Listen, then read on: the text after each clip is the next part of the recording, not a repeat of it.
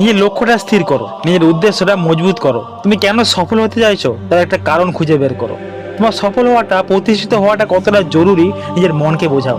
দেখো তোমার মস্তিষ্ক দিন রাত সেই সব নিয়ে চিন্তা ভাবনা করতে শুরু করে দিয়েছে। এই পৃথিবীতে কোনো কিছু এমনি এমনি পাওয়া যায় না, তার জন্য সংঘর্ষ করতে হয়, মেহনত করতে হয়, বছরের পর বছর ধরে কঠোর পরিশ্রম করতে হয়, অনেক কিছু ত্যাগ স্বীকার করতে হয়।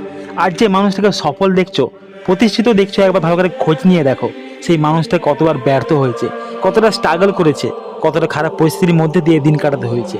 তুমিও জীবনে সফল হবে, তুমি একদিন প্রতিষ্ঠিত হবে, তার জন্য আগে নিজের লক্ষ্যটা স্থির করো। আর সেই লক্ষ্যটা নিজের মস্তিষ্কের মধ্যে এমনভাবে ঢুকিয়ে নাও যে রাত দিন সেই চিন্তা ভাবনা তোমার মধ্যে ঘুরতে থাকে। তোমার কিসের এত ঘুম, কিসের এত অলসতা, কিসের এত ক্লান্তি? নিজেকে তৈরি করো, নিজেকে গড়ে তোলো। কিছু মানুষ স্বপ্ন দেখে রাজার মতো, কিন্তু চিন্তা ভাবনা করে ফকিরের মতো। সালা মেহনতি করতে চায় না, ঘুমিয়ে ঘুমিয়ে অলসভাবে বিসর্জন করার স্বপ্ন দেখে, কোনো রকম কষ্ট না করে, পরিশ্রম না করে। কিছু মানুষ বলে আমার কাছে টাকা নেই, পারিবারিক সাপোর্ট নেই, কিভাবে আমি সফল হব? সত্যি কথা বল, তোমার মধ্যে কিছু করার ইচ্ছেটাই নেই। মুখে হাতে থেকে একটা সত্যি কথা বলতে পারবে? তোমার স্বপ্নটাকে পূরণ করার জন্য সৎভাবে কতক্ষণ মেহনত করেছো, কত দিন মেহনত করেছো, কত বছর মেহনত করেছো?